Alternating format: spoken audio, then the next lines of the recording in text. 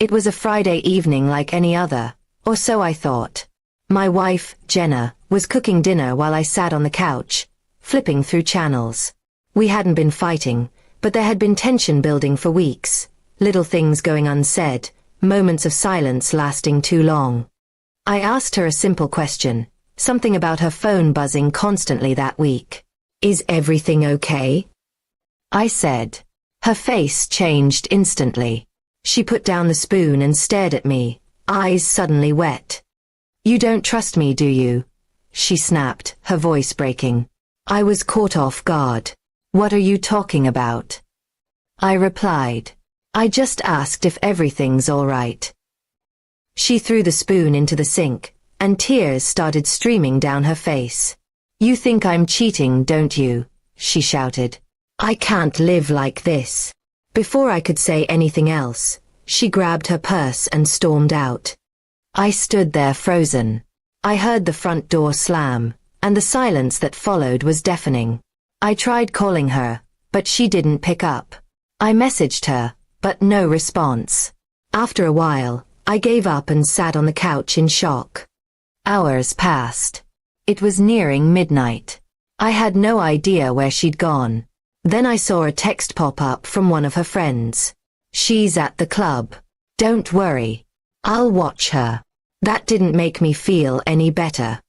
Jenna had never been the club type. In the past, we used to joke about how loud music and drunk crowds weren't our thing.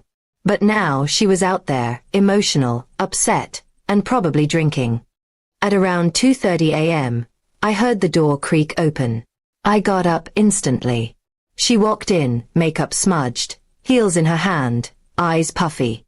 She didn't say a word and looked straight at me. "Are you okay?" I asked softly.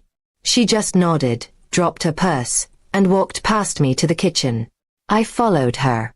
"Jenna, talk to me. What happened tonight?" She took a deep breath and finally spoke. "I didn't cheat. But I wanted to." Her words hit me like a truck. My stomach turned. "What do you mean?" "I felt so lonely," she said, tears forming again. "You've been so distant lately. You don't look at me the same. I needed to feel something." I sat down, my hands trembling. "You wanted to cheat? Did you?" I couldn't finish the sentence. She shook her head. "No. I danced, I drank, I even let a guy buy me a drink. He touched my arm, and for a second, I almost let him kiss me. But I didn't. I left." My heart ached. I didn't know whether to be relieved or furious. "Why didn't you just tell me you were feeling this way?" "Because I was ashamed," she whispered. "Ashamed of how much I craved attention. Ashamed that I didn't feel loved by you anymore." I stood there speechless. Was this my fault? Had I really been so cold that she looked for comfort somewhere else? I thought if I went out, got drunk, danced with strangers, maybe I'd forget. But it only made it worse, she added. I walked over and gently took her hand. "I'm not blameless either. I let the silence grow. I let us drift apart." We sat at the table, both of us drained. The night had turned into something we never expected. A confrontation we both avoided for too long had finally arrived. She leaned into me and said, "I don't want to lose you. But I can't keep pretending everything's fine." "Then let's stop pretending," I said. "Let's fix this.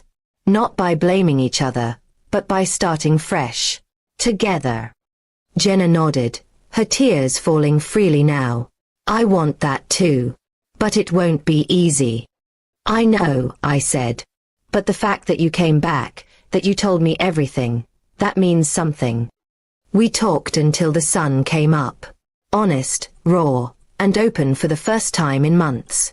There was pain, yes, but also a flicker of hope. That night changed Ev.